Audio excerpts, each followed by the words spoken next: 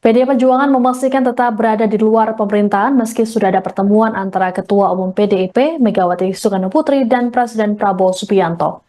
Sikap ini disampaikan sendiri oleh Megawati saat menerima kunjungan Prabowo di kediamannya di Jalan Teguh Umar Menteng, Jakarta Pusat pada Senin 7 April lalu.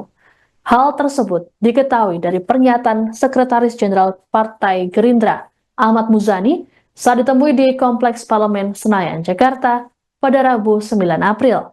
Muzani sendiri turut mendampingi Prabowo dalam kunjungan yang dilakukan pada malam hari itu.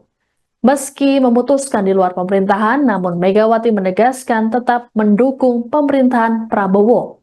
Megawati juga berharap agar pemerintahan Prabowo bisa efektif dan menggunakan kekuatannya untuk kepentingan rakyat. Terkait dukungan Megawati dan PDIP, Prabowo pun merasa bersyukur.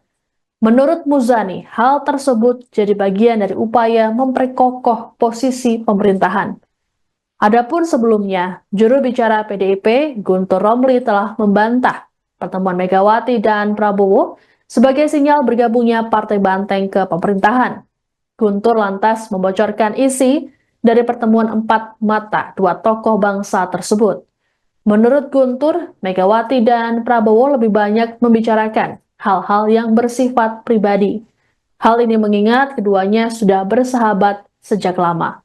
Guntur juga memastikan tak ada hal politik yang dibahas dalam pertemuan tersebut, termasuk kesepakatan politik. Prabowo dan Megawati disebut sama-sama berkomitmen terus menjalin komunikasi, terutama menyangkut isu nasional ataupun internasional.